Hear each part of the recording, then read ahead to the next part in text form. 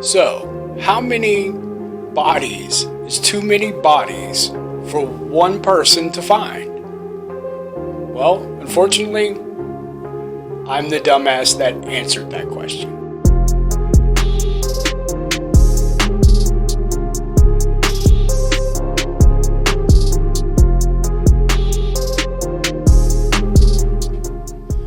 Well, hello.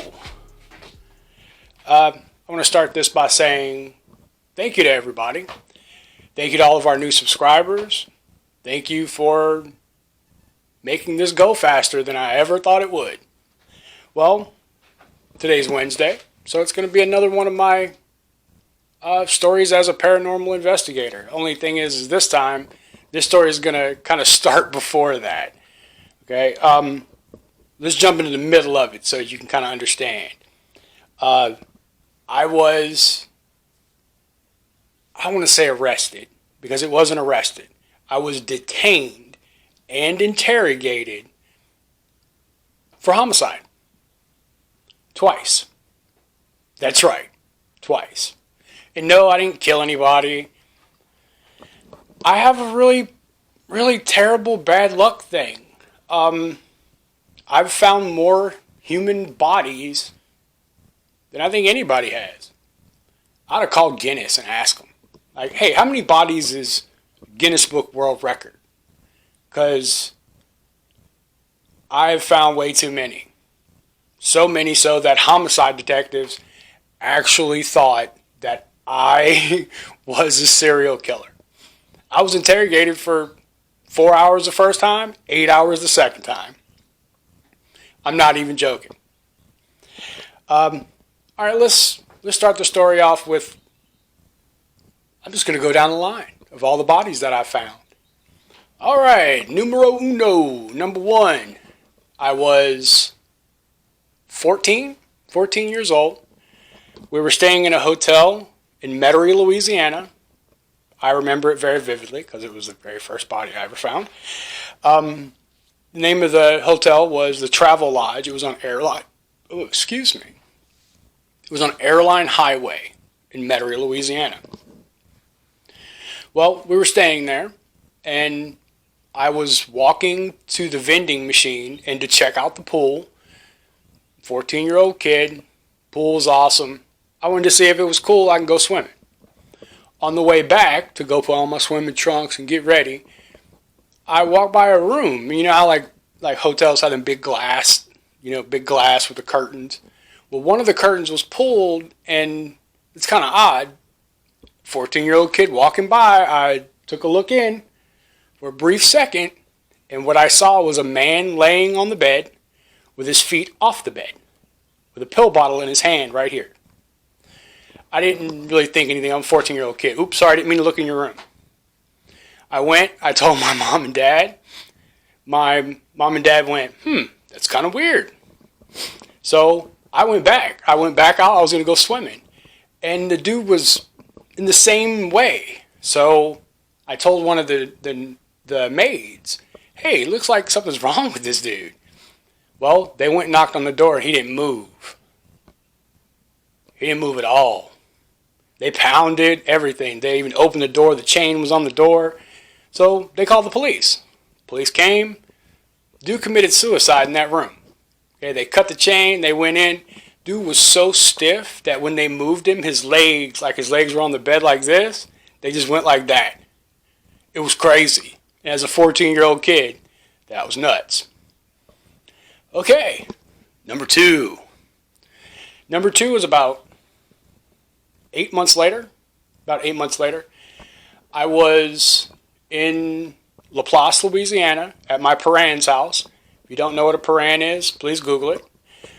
And that's where I spent my summers at because, well, we would swim in the swamp in the spillway and out on the reservation and everything. And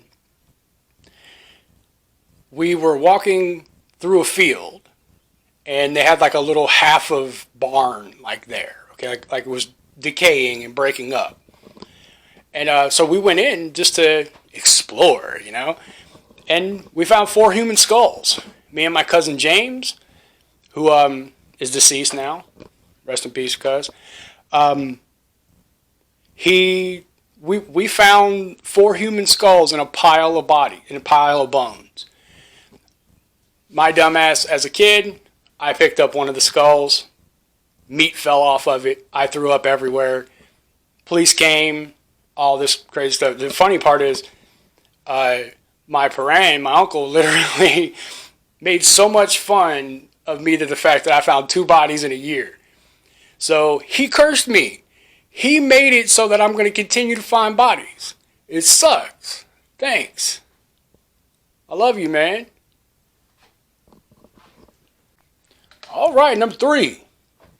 Yeah, this list is going to be way longer than you ever expected. Number 3. Number 3 was at a grocery store. It was like on the side of the grocery store. Me and a bunch of my friends were walking down Airline Highway, and we were going to a Winn-Dixie, which was right down the road from where we lived, and we kept smelling really nasty shit.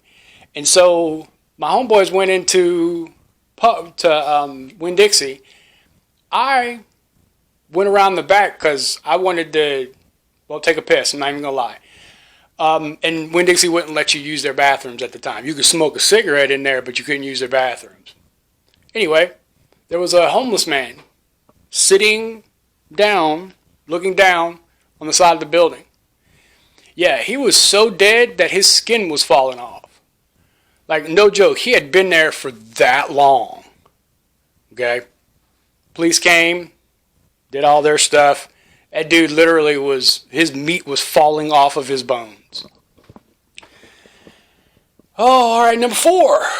Yeah, I know. Number 4 was when I was fishing. I was, 17, about 17. I was out on my P-rope, which is you can Google it, but I'll just tell you, it's a little boat. It's like a half a canoe. It's a P-rope.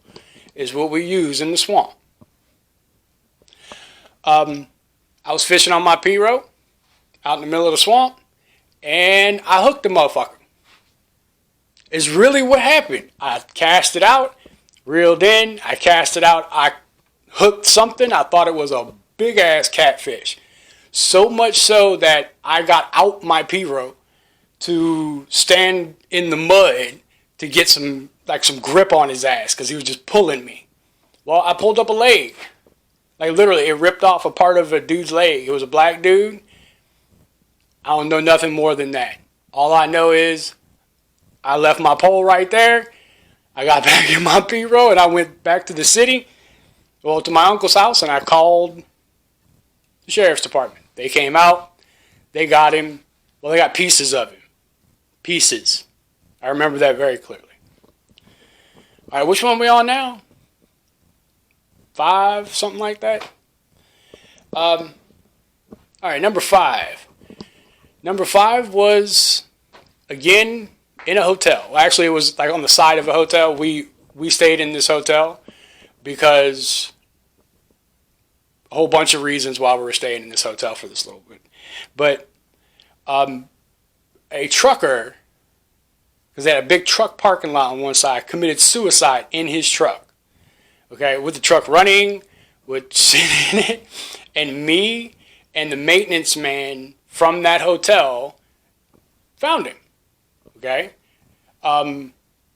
it was pretty crazy because how we found him was we walked by the truck and saw his brains on the window. Yeah, and people wonder why I'm fucked up. All right, anyway, I don't even know where we're at in this whole number thing. But anyway, those of you who have been watching my channel for the short little bit that it's up knows that I used to be a police officer. I was a police officer in Louisiana. I'm not going to tell you the name of the town or the department. It's not going to do it. Okay. Anyway, this sheriff's department, I received a certificate, which was very much a joke, but at the same time it wasn't. Okay. I got a certificate, and I looked for it. I can't find it anywhere. For the most bodies found as a rookie. Okay? Most bodies found in FTO, in FT, field training. Okay? It was a joke to them. It wasn't a joke to me. This shit was freaking getting on my nerves. Okay? Anyway, my first call on the first day after I left police academy. I was with my FTO, which is field training officer. I rode with him that day. We got a call of a fire in an alley. Okay? Yes, the police and sheriff go to stuff like that to make sure that the fire department is safe. Well, we get there, and my field training officer, my FTO goes to one side, I go to the other. I literally, you could smell, would smell like barbecue, like ham, or like pork shoulder, with a little bit of a weird oakiness to it. It was really very distinct. I can still smell it right now. It's nuts. Anyway, we saw the fire. Well, I did. And so I went cautiously up to the fire, and me and my training officer found out that it was a human body burning. Literally, someone dropped a body and lit the bitch on fire and was letting it cook right there. First day, welcome to being a sheriff's deputy. It sucked. We tried to put him out. Couldn't put him out. We had to wait for the fire department to come with like a lot of water because fat burning, I'm sorry to tell you, it's gross. It oozes out of your body and is like Crisco on fire everywhere. It's nuts. It sucks. Okay. I don't know where we are in numbers. We're going to keep on going.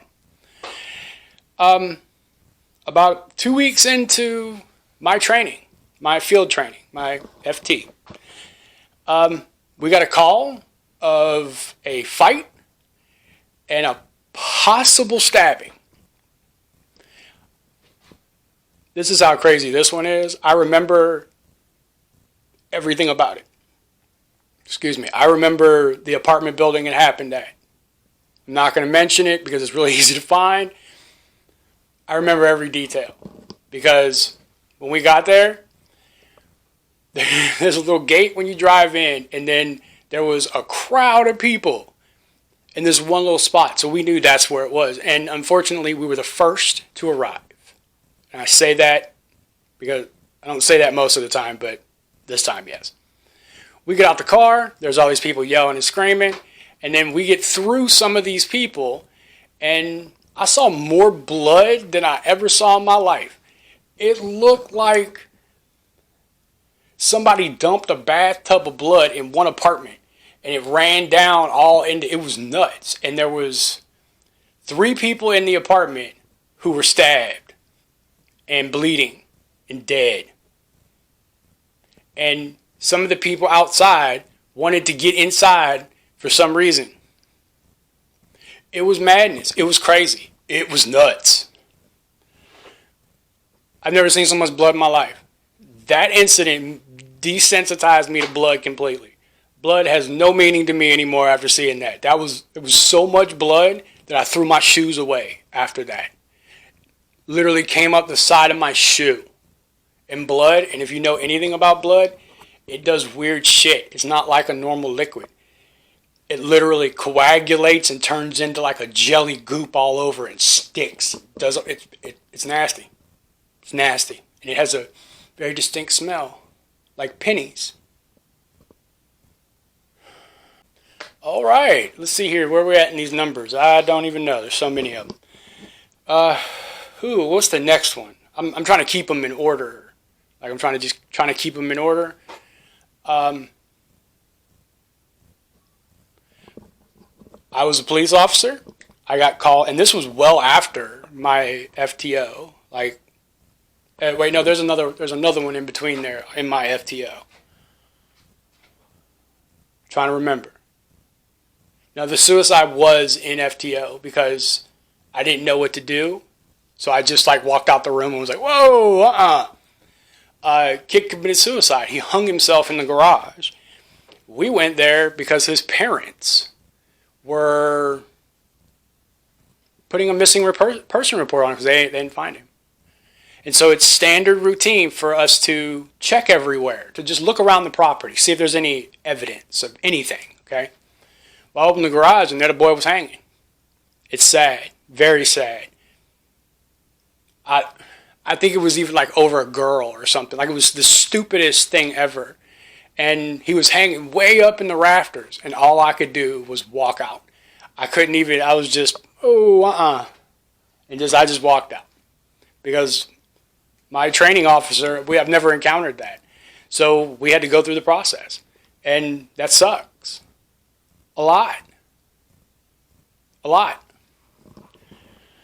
I know there was one more in FTO. In FT. I think it was an old lady. I would have to go and look at stuff. But when I was a cop, I found an old lady that literally died in her wheelchair on her way to the store. She was on the middle of the street. I found her because I was driving down the street and this woman was sitting in her wheelchair with the very front wheel in the dirt and all the rest of them on the concrete like she was stuck. So I got out to help her. Actually, I was going to give her a ride to wherever the hell she was going because it was hot. Well, this lady was old. Come on, man. Well, she was dead. She was very dead. She had been there for a couple of days at least. It's sad how people just don't care. Guess it is what it is. Okay, we're going to skip a few of these because I want to get to the ones that had the homicide detectives come and visit me. The first time was because of White House Antiques. White House Antiques is a haunted, abandoned nursing home that was an antique store. And it's basically one of my little spots. No one believed it was haunted until I spent like a week there. The place is crazy. There's multiple videos on my other channel. You can go and check that out. I will be going back. That place and me have a thing going, I guess. I don't know. But in White House Antiques, there's all these little rooms. And every time I go there, day or night, I always check the place. Because there be people there. I mean, like, the very first time I went there, I ran into a dude and his girlfriend trying to get it on in one of the rooms. Okay, so, and believe it or not, this is way out in the middle of nowhere, too. That's the crazy part. Well, I walked down, and there's a board on the wall that says, "Welcome to Hell." Right as I passed that board, I turned and saw a sleeping bag. Okay? No sleeping bag. So I freaked out. I pulled my gun out. I started going ape shit, started yelling and screaming, and the motherfucker let me see his hands. I'm going to shoot you. All this crazy shit, and there was no movement. So I took a stick and poked the sleeping bag. And there was a dude in it that was dead. He hadn't been dead for that long, though. I think he died from being cold. I don't really remember. Well, I did what I had to do, which when you're a police officer, there's paperwork. But when you're a normal citizen and you find a body, especially in an abandoned place, things are a little different. Okay? And it's very obvious that this detective didn't do any research on me before talking to me. Because after he did that is when he realized that there was no fucking way. Okay? Well, they literally put me in handcuffs and brought me to their department because they thought that I put him there because it was still so fresh. My question was, why the fuck would I call you if I dumped the body there? Oh, look, I found the body. Now, come on the fuck on, man. If I was going to kill people, I'd be way smarter than that about it. Shh. Anyway, he interrogated me for about 4 hours. Then people came in the room and told him my credentials and showed him who I was, showed him my background, and they let me go. Oopsie! Anyway, I wasn't allowed to go back to White House Antiques for a while. I went back just recently. It's not that bad. Finding a body in a haunted place, in an abandoned place, sucks. It sucks. All right, to the best one. The best one. Yeah, I say the best for last. On my other channel, in probably about a week, I'm going to be posting part of an investigation that we did at a place called Pine Grove Cotton Gin. Pine Grove Cotton Gin shut down in the 50s. And ever since then, someone has been putting bodies there. An actual serial killer. And he doesn't do it very often. Every couple years or whatever, he plops one. Okay? That's why I'm going back to investigate this place again. Not only because the Cotton Gin itself, a lot of people died there because, well, I mean, it's a cotton gin. It was heavy duty, dirty work. And there was no safety procedures back then. I know for a fact a bunch of people have died there. Like, it's in history. They've also found 5, and yeah, I'm saying 5, bodies there over the last 20 years. Okay? The second to last one, I found. I went to the Pine Grove Cotton Gin, which happens to be about 5 miles from where I actually live. It was during the day. I went there to go plan out our investigation. It's what I do. I go there, I see where everything is. I know where we can put static cams, where we can put stuff, what kind of stuff's going to make noise, what's not going to make noise. I try to get that out of the way. Like if a building has a loose piece of metal on it, well, if it's making that noise during the day, during the night, it's going to be spooky and fucking crazy. So I try to take care of that first so that we don't have any paranormal. So I was there, I was doing this, and actually I was zip tying a piece of metal to another piece of metal. And I put 4 zip ties on it because it was doing this in the wind, and I knew at night it was going to fuck up our investigation. So I stepped outside of this little area, and this is where the old loading dock was, and I saw a foot. Like a foot sticking out the loading dock, like just straight up with a Nike on it. So at first I thought it was a mannequin. I went, shit, it's not a mannequin. So I called the sheriff's department. The sheriff's department came. They did everything. They questioned me. They did everything. They were cool about it. They were like, look, just leave, and if we need anything from you, we'll talk to you. But like, this has been an ongoing problem. Cool. 3 days later, I'm at my office, and 3 dudes in suits walk in that didn't look like the Men in Black at all. They looked like real cops. And he told me to put my hands up, that I was under arrest. And since I was a cop, I said, fuck you. What for? And he told me suspicion of homicide. Multiple counts.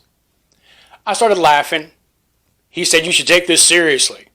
I took my gun out, which really was a bad mistake because they drew their guns, and I put it on my desk. Took my knife out, I put it on the desk. Took my cigarette, put it on the desk, and then went out and let them take me. Okay? They handcuffed me and brought me back to the department, and I sat and got interrogated for, I don't know, about 8 hours? Like literally asking me all kind of crazy shit. They literally thought that I was the one killing people and putting them at the Cotton Gin because I had been at the Cotton Gin multiple times because when I go to a place, I inform the police departments. So that way when any Karen decides to call the cops because, oh, they got this guy at this abandoned place over here, the cops go, oh no, ma'am, that's just a paranormal investigator. There's ghosts over there. Makes my life a lot easier. Well, they had a record of that. They had a record that I've been there about 5 times. What he didn't know is that I had video of most of the times I was there. So I turned out that into him. I had one of my members of my team do all kind of stuff and send them stuff to show them that I wasn't even in this state when those started. I lived in Louisiana. I moved up here probably after about 3 or 4 of those bodies got put there. So they had to let me go. Now, that's not saying that it didn't take a long ass time and it was a pain in the ass. They literally tried everything that you see on like the first 48. Come on, man. We just want to know the truth, man. What I would say is the truth is you're an idiot. I'll sit here all night long and you get nothing when somebody's out there fucking killing people and shit. So let's just keep doing it. Whatever. Literally, I told them nothing but Y'all are fucking stupid. They got it eventually. I'm not saying that they haven't revisited me to talk to me again, but that's going to happen. Wait a minute, I forgot about one. I think this one might be a good one. Yeah, the mannequin body. Yeah, that's right. Okay. About 10, 12 years ago, me and my wife at the time were out dumpster diving. Okay? Who doesn't love dumpster diving? Well, anyway, we were dumpster diving. We went behind a building that was a little shopping mall. And in front of the 4 dumpsters that were sitting there was what looked like a mannequin. Looked like a mannequin wrapped in plastic. Well, my wife at the time goes, "Look, it's a mannequin." I said, "Why'd you be a body?" And she said, "Don't talk like that. Don't do that." No, like, she didn't want no part of that madness. Well, we drove up, and I got out, and that was not a mannequin. That was a naked chick wrapped in plastic with her head and her hands cut off.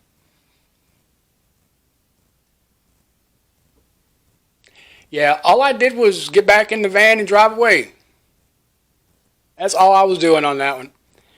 It literally, she never went dumpster diving again. I kept going. Well, if chance has it that I find another damn body at an abandoned or haunted place, I guess I'll revisit this video. Make sure you like, share, and subscribe. Bye. We hope. Bye.